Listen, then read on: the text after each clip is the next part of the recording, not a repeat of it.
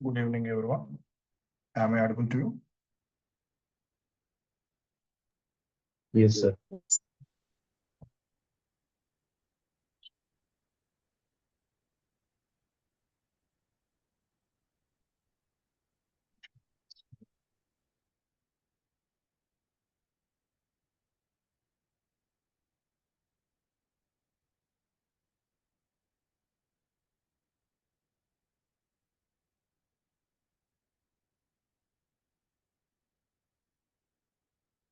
Okay.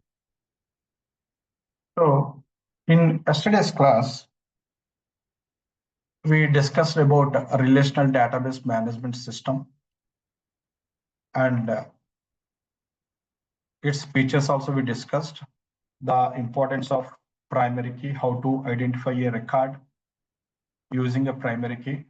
It identifies the record uniquely. And also, we discussed about how to get rid of redundancy by splitting the tables in by creating the tables in by creating multiple tables. So after that, we also discussed about ORDBMS and OORDBMS, object-oriented database management system. Okay, let's begin SQL Server. SQL Server.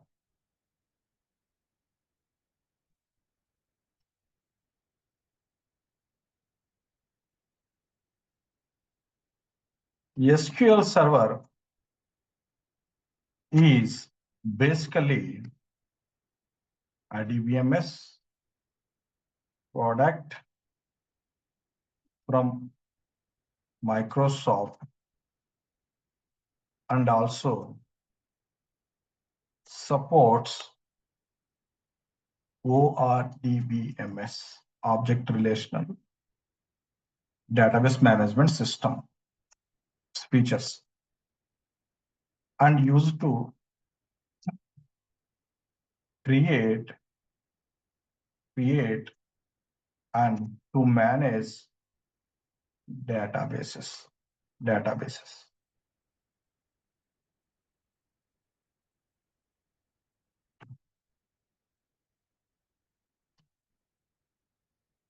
And also it supports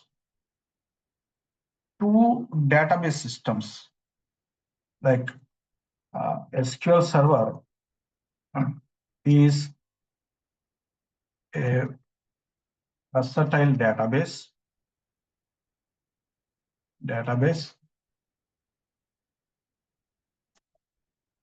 system that supports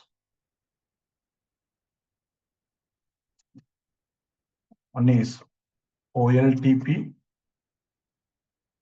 online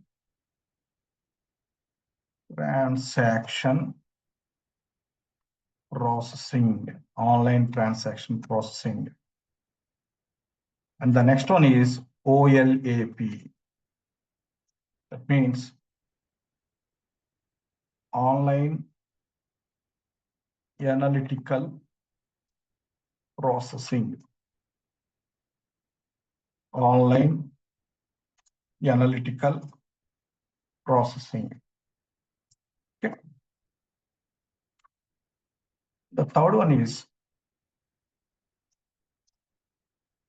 SQL Server is used for database development and administration. Okay. SQL Server is used for database development and administration.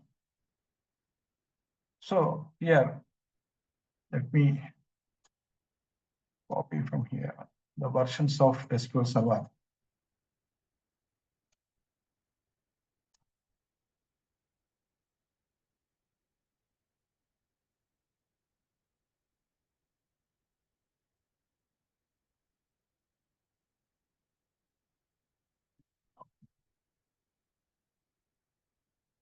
These are the versions of SQL Server. Here, version number and in which year it is released.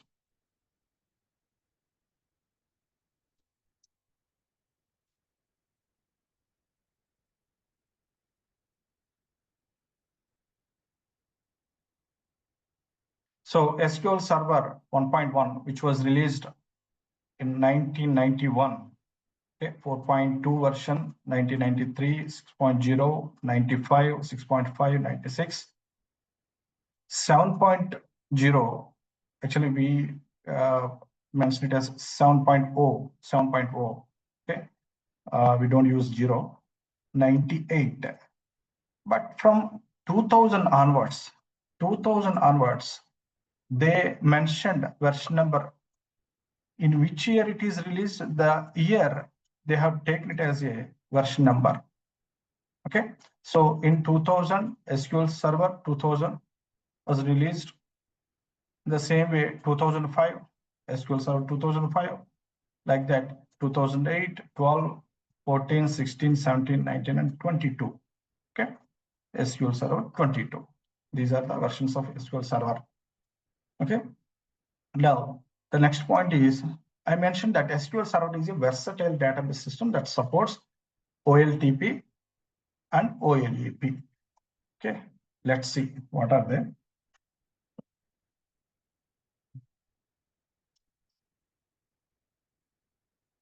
What are OLTP and OLAP? OLAP.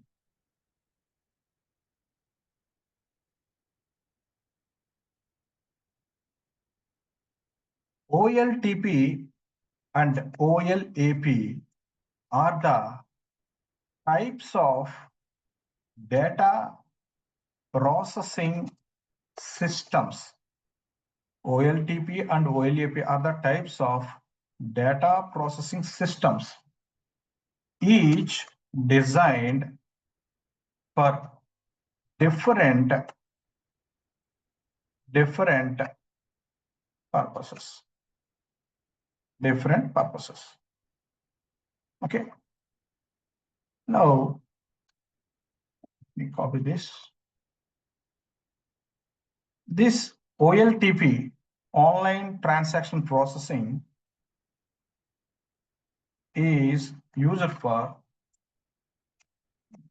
day-to-day transactions. Okay. And the next one, OLAP, online analytical processing. This is for analysis.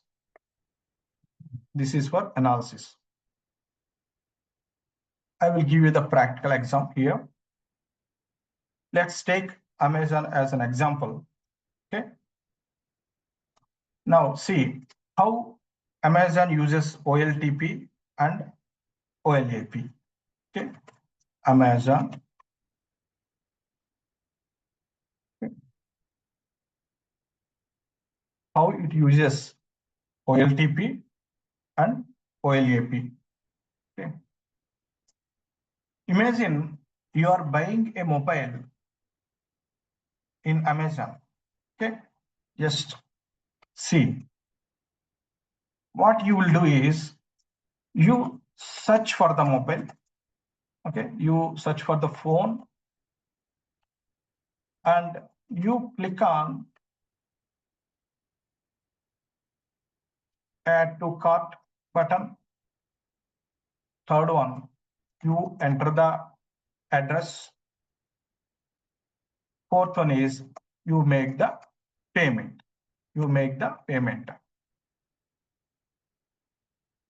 You search for the phone first, right? After that, you click on the add to cart button. After that, you give your address. After that, you make the payment. Okay.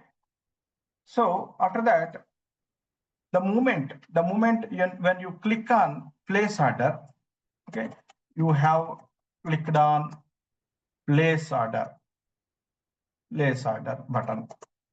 What happens? So when you click on the button, what happens? What happens in the background? Okay. what happens? Your order is saved. And the next one is the stock is reduced and your address is linked. Okay, your address is linked. It will generate bill also. And a confirmation email is sent to the buyer. Okay. So after clicking on the place order button, what is happening in the background? Your order is saved. The stock is reduced. Okay. And your address, it has to take the address, right? So your address is linked. A confirmation email is sent to the buyer. So this is OLTP. Okay, this is OLTP. It is for day-to-day transactions. Day-to-day transactions.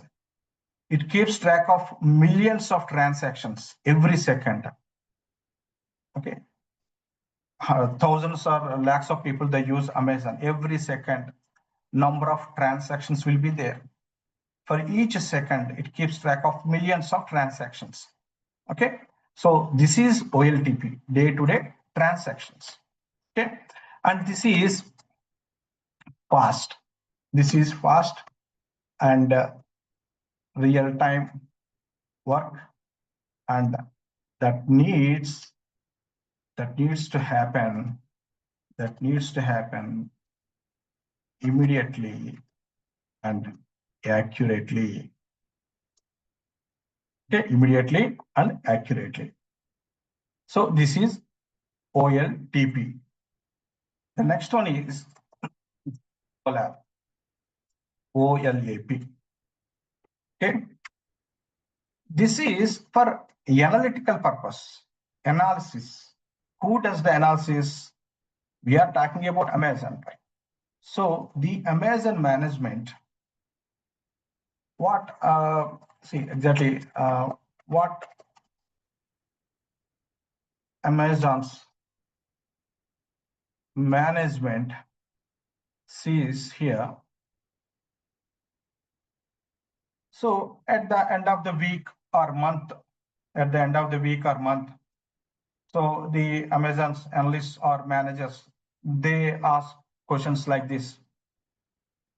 They may ask, which mobile brand sold the most in the last month? The last month. Or they also can ask, how many people from Hyderabad bought groceries?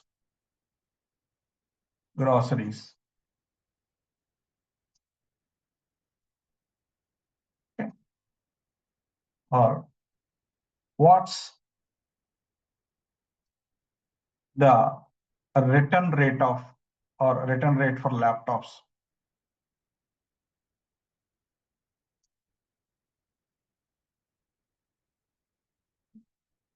Okay, laptops. And also, which regions are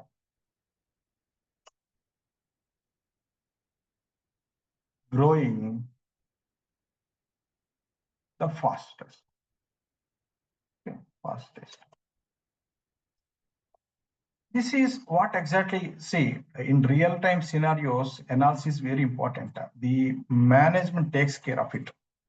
Okay, so a separate system they maintain, and that is called as OLAP, online analytical processing. They use that. What they do is they take data from the OLTP database or system. So using ETL tools, ETL tools in the sense extract, transform, and loading. So basically, it maintains historical data. It maintains historical data. They take the data from OLTP to OLAP and they start analyzing the trends. So that is the thing happens in the real time. Okay. So, but here the thing is this OLAP, it's slower because it considers the historical data, okay, but gives deep insights to help with decisions like what to advertise, where to launch new products,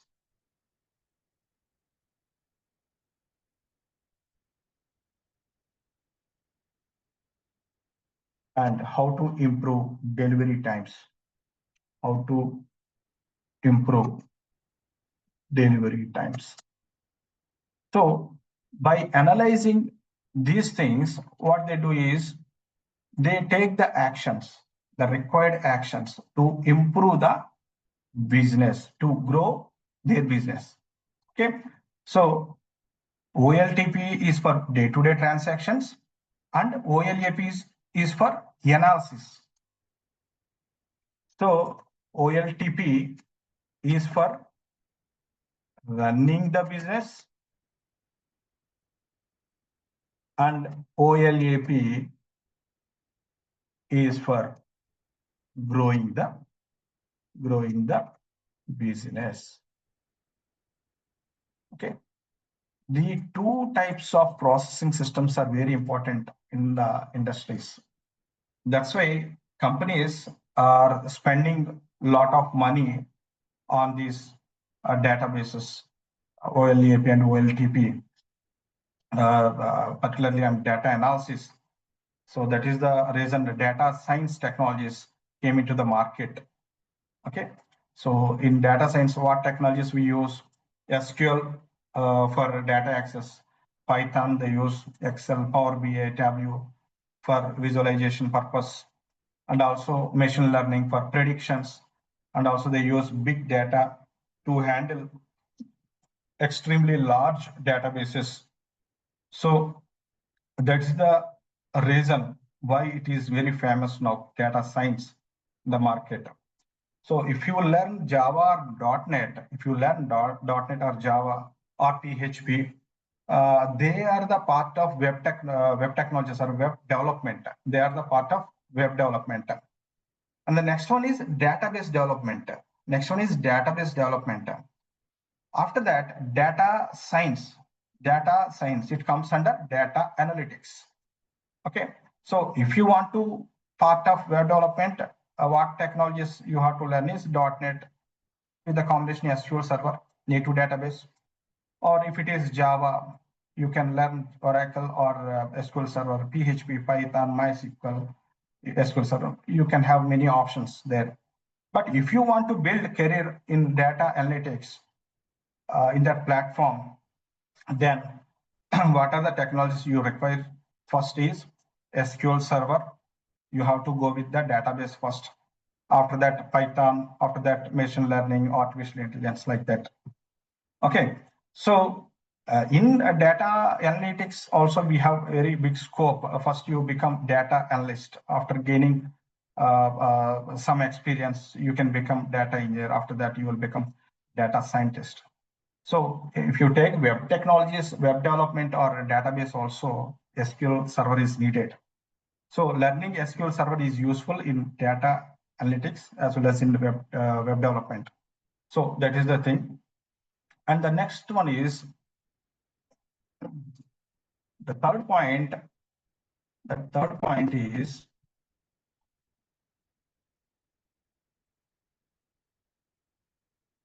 SQL Server is used for database development and administration.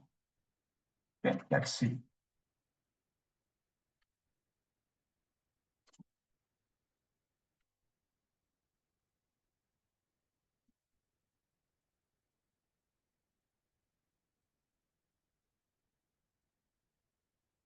Development and administration, database development and administration. First is data development, database development, database development. This involves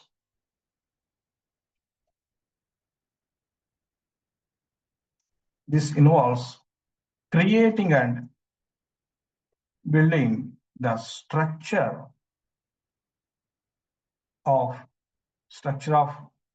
databases and logic to interact with data. So in development, database development, so it involves building the structure of databases and logic to interact with the data. Okay, let's see the responsibilities. What exactly developers do with SQL Server? SQL Server. A developer, he designs tables, and he establishes the relationships and constraints, and he writes the SQL queries like select, insert, update, delete. Okay. And also he develops stored procedures,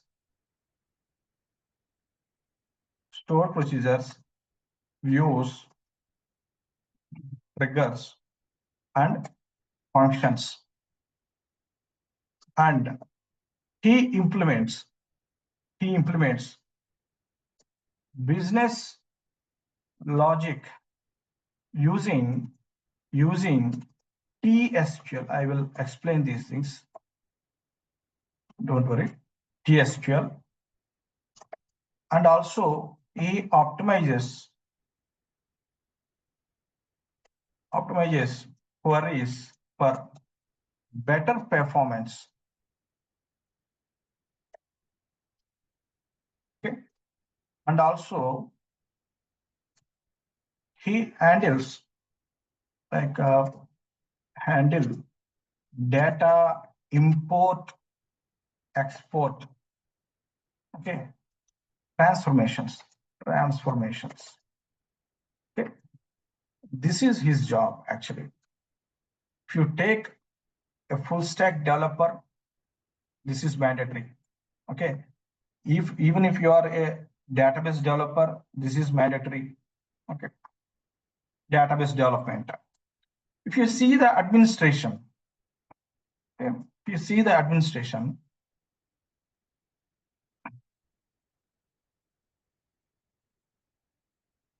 that means database administration, DBA. Okay. What it focuses is a DBA focuses on the management, maintenance, security, and performance of the database system. Okay. He focuses on management, maintenance, security, and performance of the database system. Okay. His work will be like this. What exactly he does is what DBAs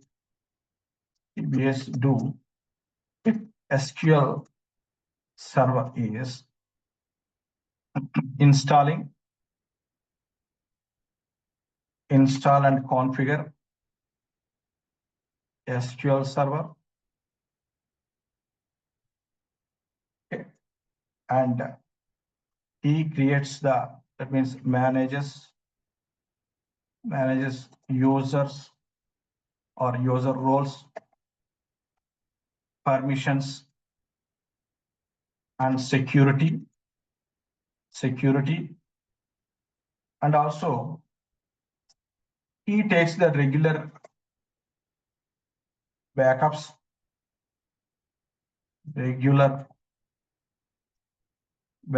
and restore when needed, and automate tasks using SQL Server agent, and also he ensures high availability,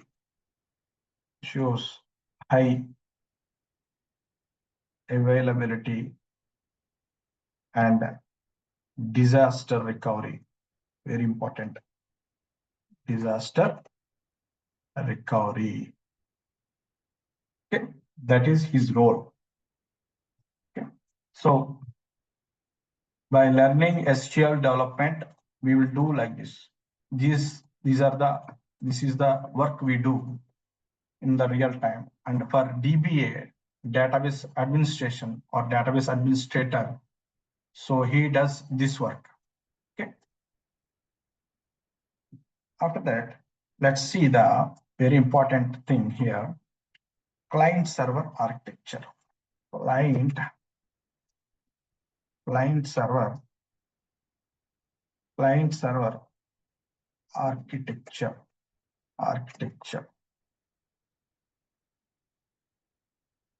Okay. So generally, if you speak client server architecture in the sense, it's a two-tier architecture, right? Client and server. So what is client? Client in the sense, it sends a request. Right? And what about server? It processes the request and sends back the result. Suppose you went to a restaurant. There you are the client now. So a waiter comes to you. When a waiter comes to you, what you use? You give some order, right? So here, waiter is the request. He takes the request, and kitchen is the server. Okay, he goes inside the kitchen. Okay, he will bring whatever you ordered. Okay, he will get some tiffin or whatever you ordered. So that is the result. Okay, you are the client, and the kitchen is the server. And here the waiter is the request and response. You are giving request and is getting the result. That means response. Okay.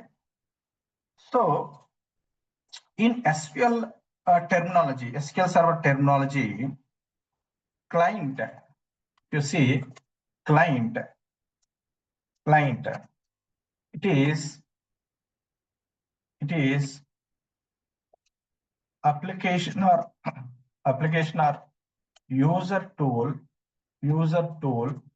like SQL Server,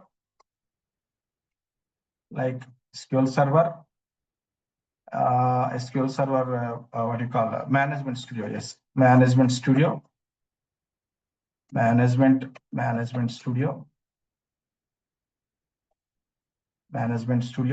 SSMS. Okay. It might be a web application. Or mobile application also.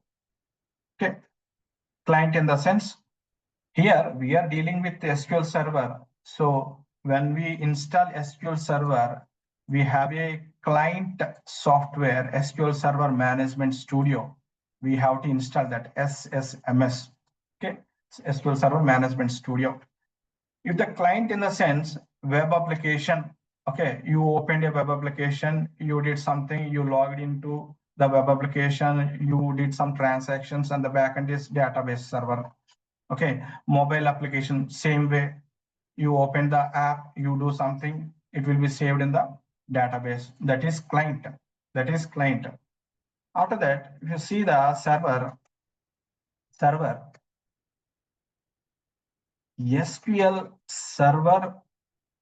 SQL Server database engine. So the place where actual data is stored and processed. Okay, this is the actual place, server in the sense. Okay, wait, I will show you.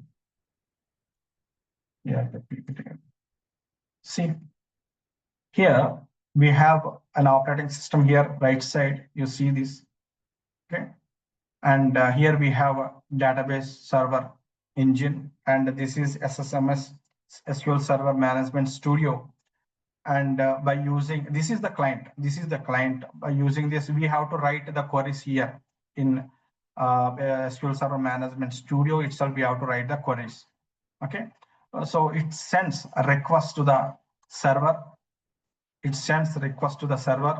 And the database server or database engine, it processes your request and sends response back to the client. Okay, so wherever the database server is installed, that we call it as a server, database server. Okay, database server. It is database server. I mentioned here database server. This is also a system. Okay, suppose we install SQL Server Management Studio in our local system, and we can connect to the database server, and we can communicate with that. Okay, if you have its what you call credentials. Okay, so you will send the request and it will send you the response. That is the client server architecture. Now see, in this, we have to see the components. In client server architecture. Components in SQL Server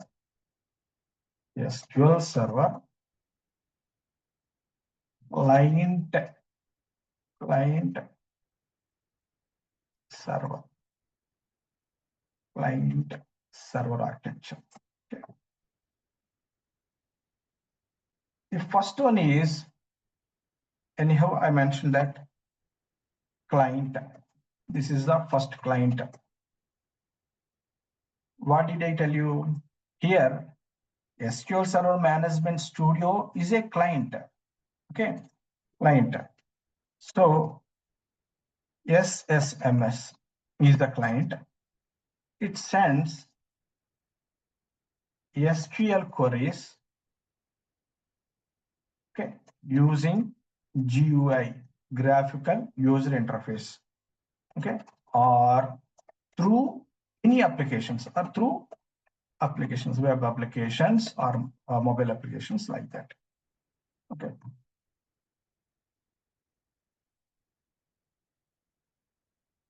Wait. See, SQL Server Management Studio. I'm trying to open it.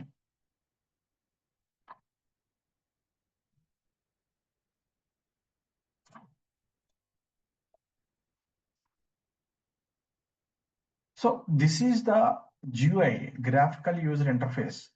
Okay. Here we have to write the queries here. This we can have it in our local system also, or if you install the complete version of SQL Server, That means it acts as a server and it is the client. This is the client and this is the server in my system. Okay. In real-time scenarios, what happens, in office premises, they maintain the servers or they use cloud technologies. There you will have SQL server. From your system, you can connect to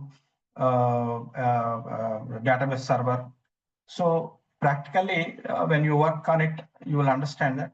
So in my system, not only me, you can also install SQL server in your system.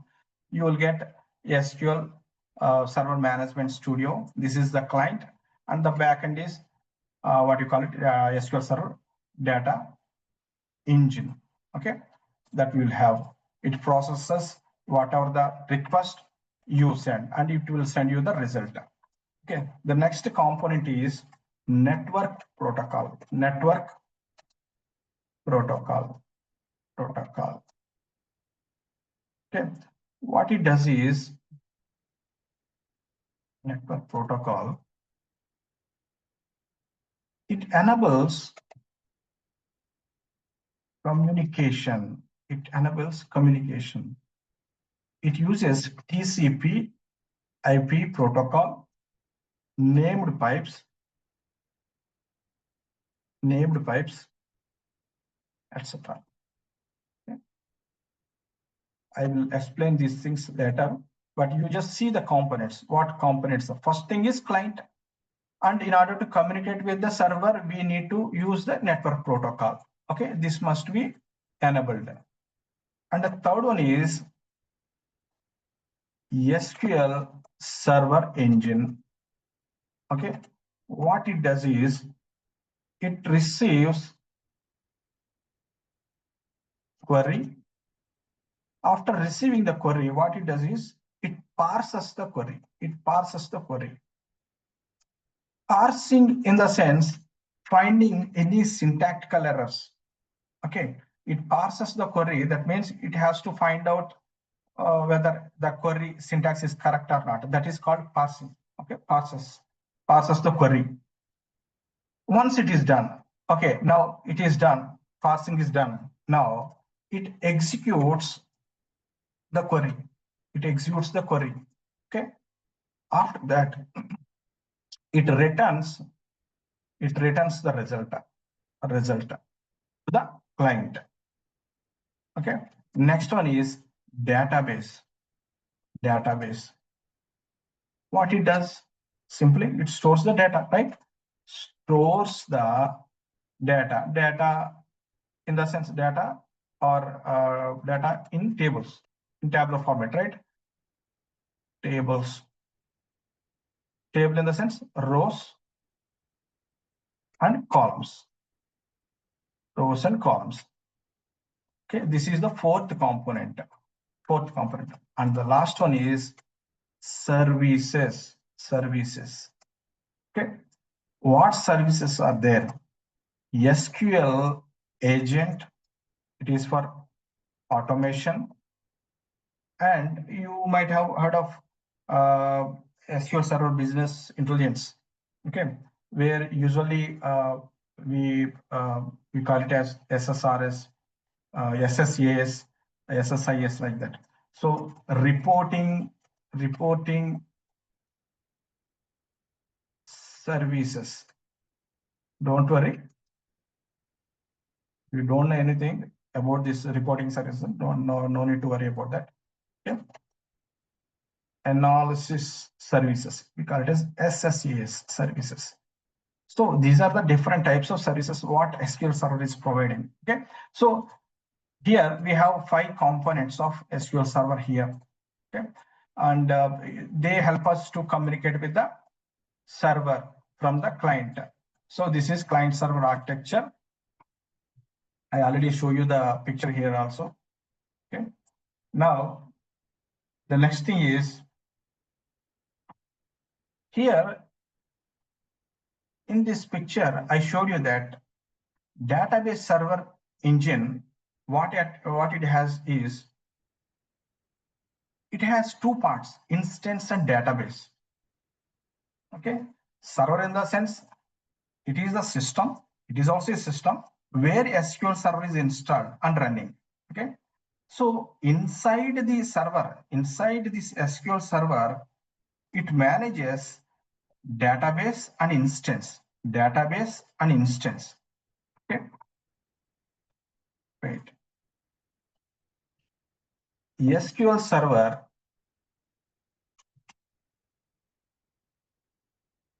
manages two things.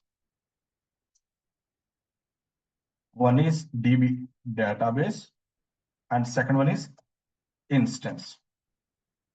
Instance. Here, this database is created on hard disks. Okay, hard disk. And acts as permanent storage. Permanent storage. Okay. And this instance, you see here, I clearly mentioned that instance, whatever instance it is there, it is, this instance is created in RAM. Okay, in RAM. So you know about it, RAM, what it is? Temporary storage. Temporary storage. Okay. Is created in RAM and acts as temporary storage. Okay.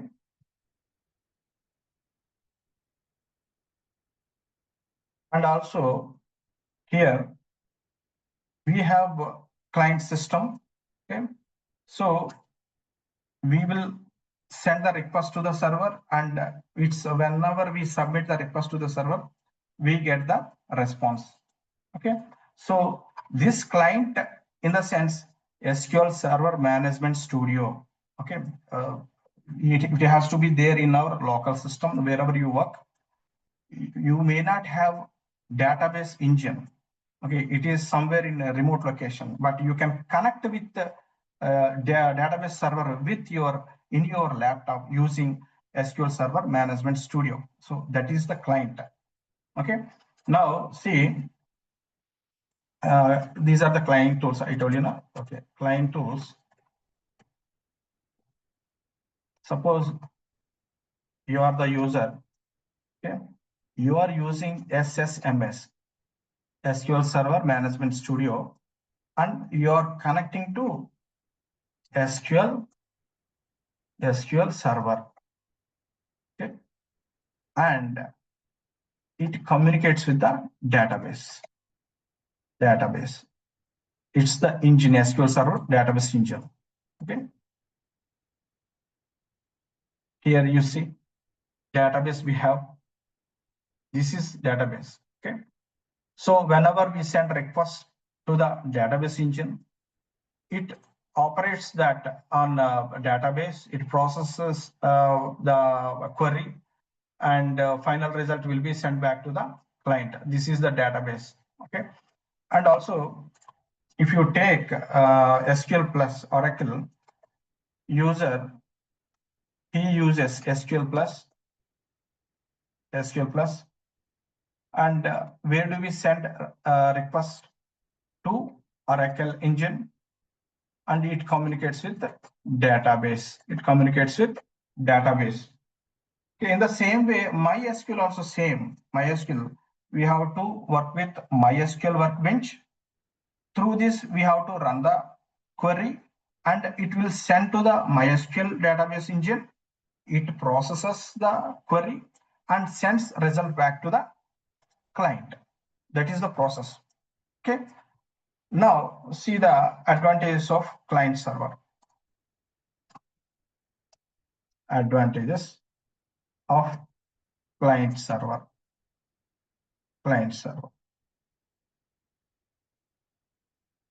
Okay. Multiple users or multiple clients can connect at the same time.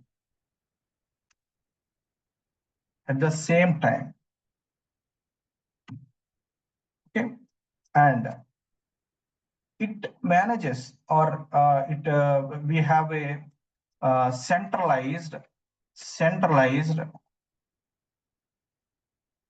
database control. Okay, in development, usually what happens, only one developer won't work, right? There may be several developers. They can connect to the database server at a time. So multiple clients can connect at the same time. And what exactly the database engine is doing, it is a centralized database control. It has, and it processes each request and sends the request response back to the developers or client. Okay, and also secure access. Okay, developer one or developer two people are working. Okay, and developer one, he has been given credentials, separate credentials, and as a developer two, he has been given another credentials. Who creates these credentials? Administrator, database administrator. Okay, DBA. So, and also fourth one is efficient management and monitoring. Efficient management and monitoring. So these are the advantages of client server architecture. So after connecting with server,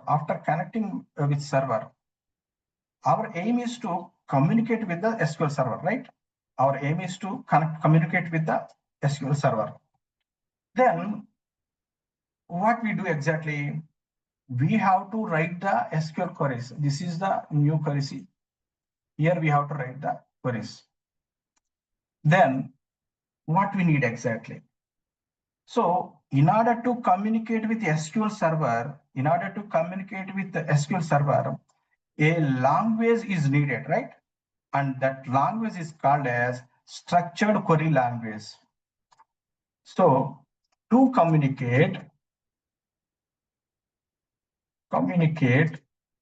with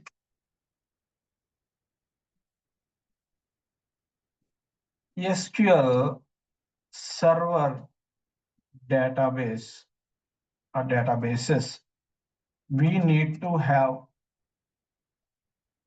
have a language. Okay, we need to have a language, and that language is called as SQL.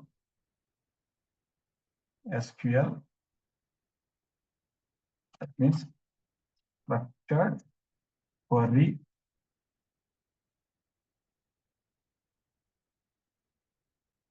language. Structured query language. Okay. Now see, actually, I told you that in RDBMS, SQL is the universal language for all the RDBMS softwares, relational database management system. Okay, for all the RDBMS softwares, SQL is a standard query language. It's a structured query language, but it's a standard query language. Why standard query language? The same syntaxes, maybe one or two, you may get syntactical differences, but they follow the same thing in the backend. So this is the universal language for RDBMS. Okay, now see, SQL Server, it is the standard query language.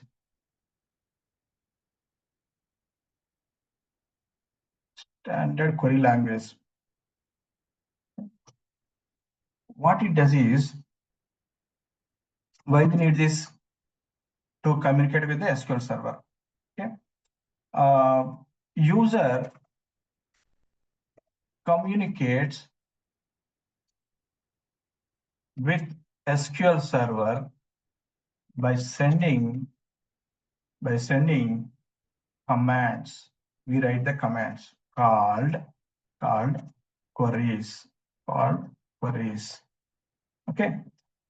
And a query is a command or instruction or a question given to SQL server to perform some operations on DB or over DB database.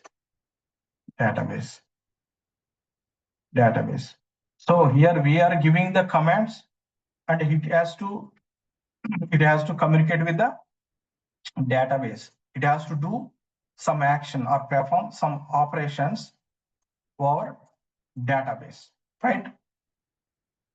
And I already told you that SQL is introduced by IBM, and the initial name of SQL is the initial name of SQL is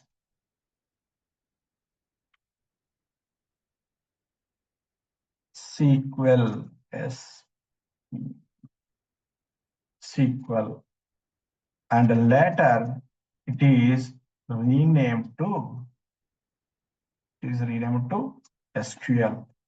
Okay, usually in corporate culture, people they use SQL Server instead of SQL Server. They speak like this: SQL Server. Okay, MySQL, MySQL, MySQL, both are same.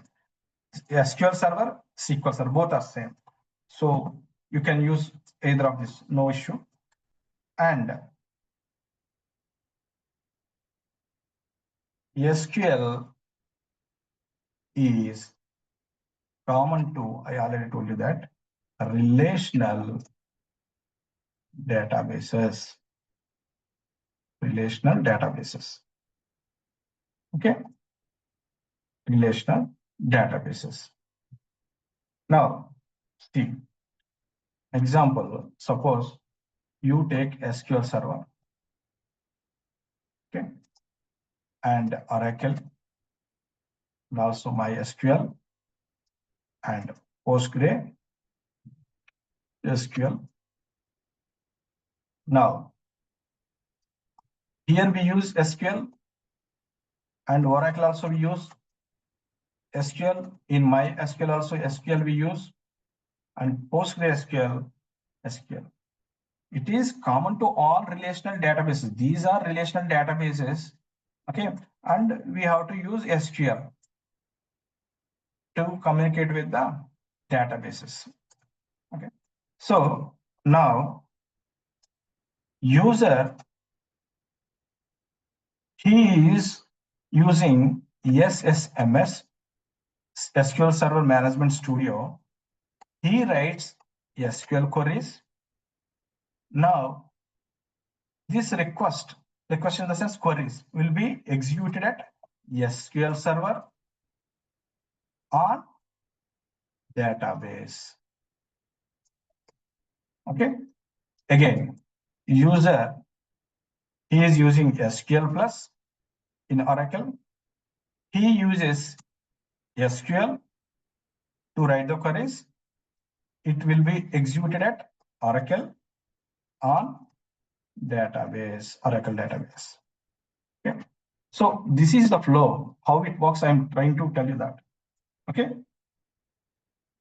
here I already mentioned that SQL is common to all relational databases, and also I told you that standard query language. It's a standard query language. Okay, but it does not have full programming capabilities.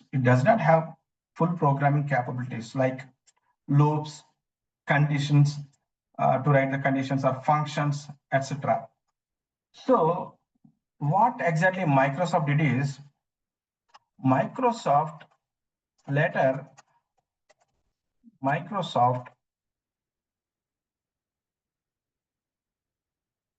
has designed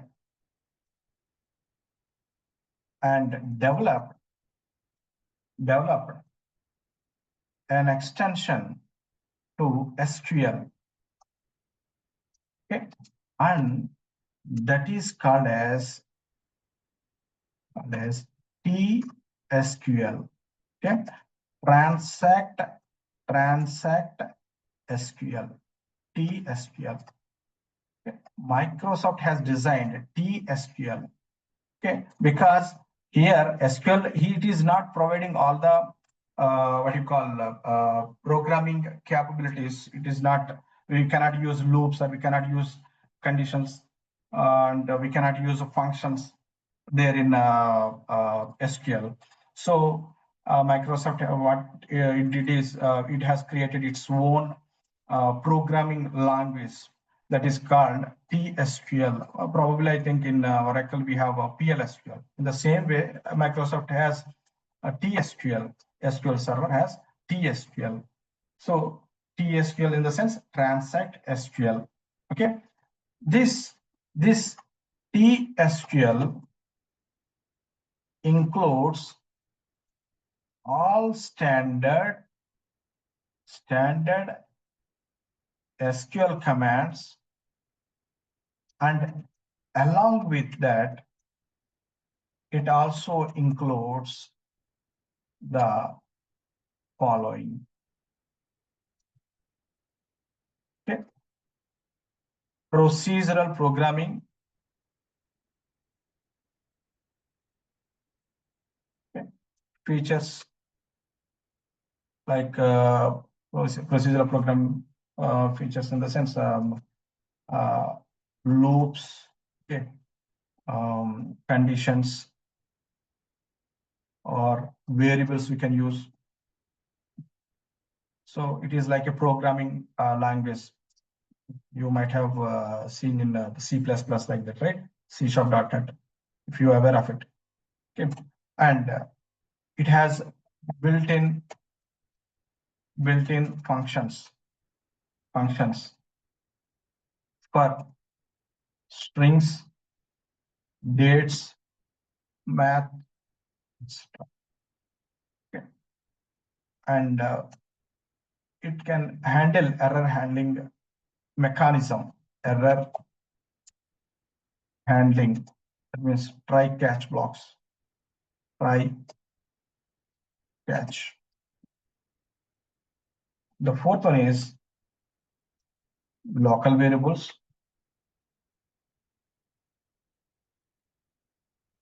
Control of flow, and the system functions, etc. And the next one is stored procedures. Stored procedures, triggers, user-defined functions. So TSQL has these many additional capabilities apart from SQL standard, what you call commands. Okay, that is TSQL. Okay. Now come back to SQL. Let's see. We have SQL commands to communicate with the databases. Commands. Let's see. Based on operations over database, SQL commands are categorized into five types. The first one is DDL, data definition language. Okay. Second one is DML, data manipulation language.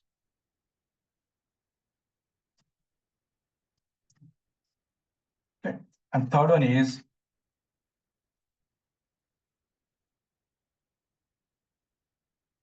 language. Third one is DQL, data query language. Fourth one is TCL, transactional or transaction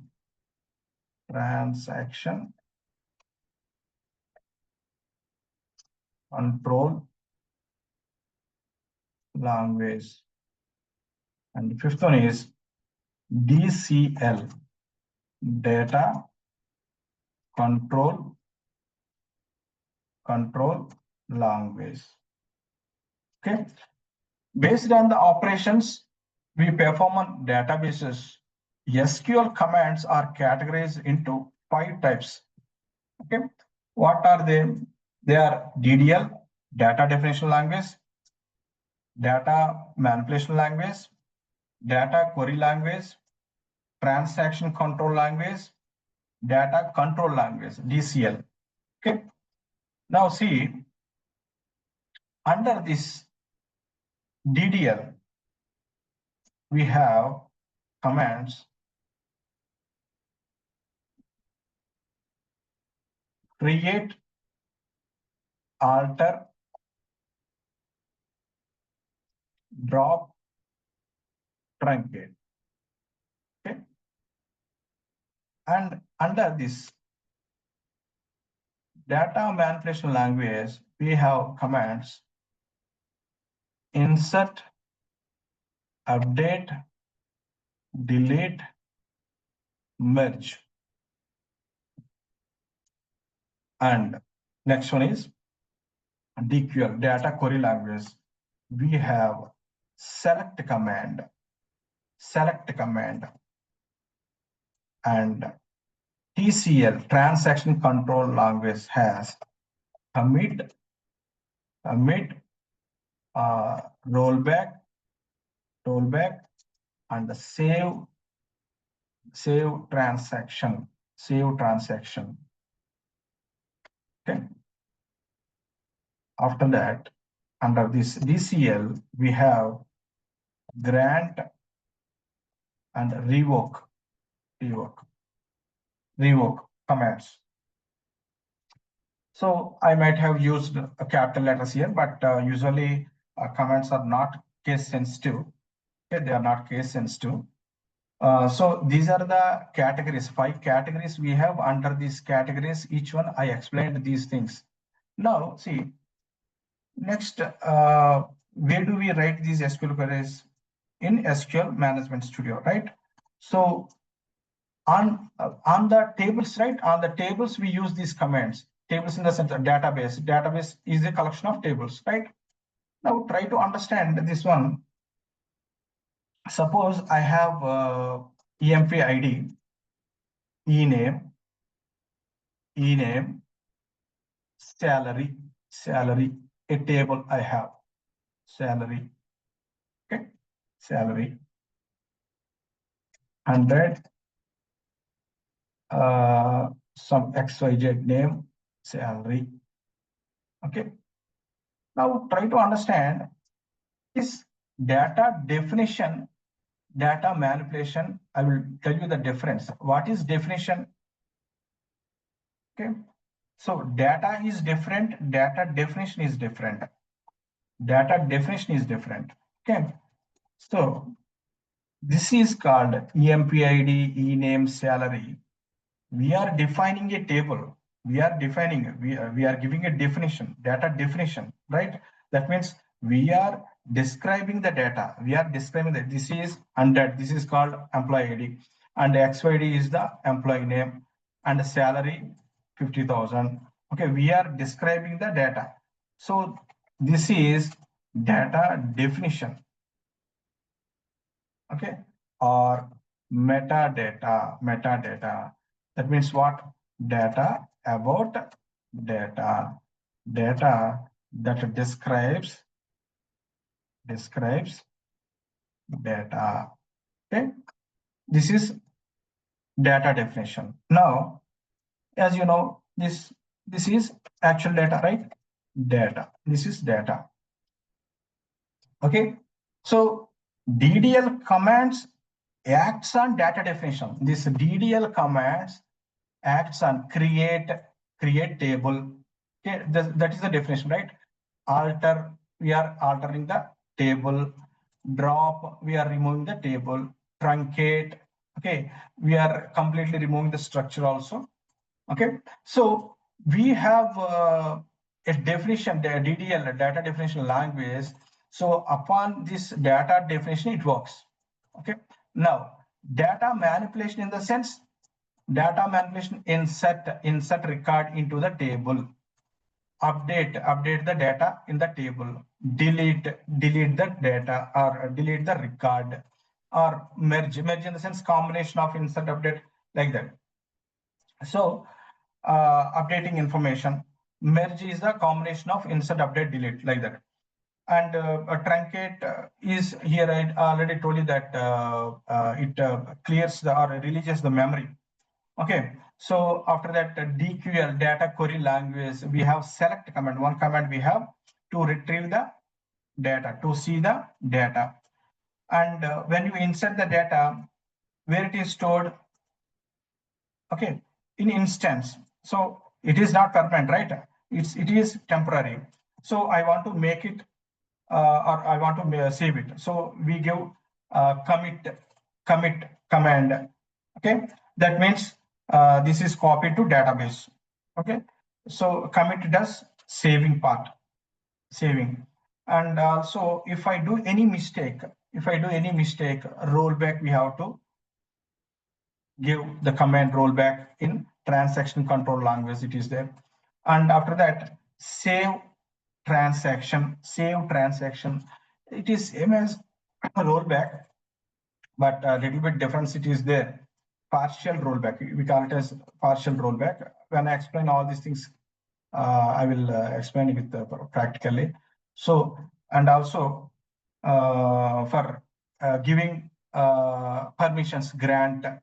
Okay, after once the work is completed, we can revoke the permission. So that is revoke. So these are the different types of commands we use and we perform actions on databases. Okay, I think now the time is 8:10. Okay, let's close the session. Tomorrow we can continue this. Okay, fine. You have any doubts?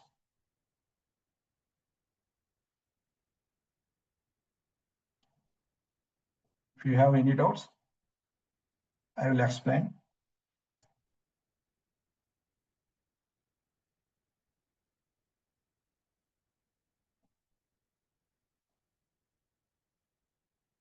You don't have any queries?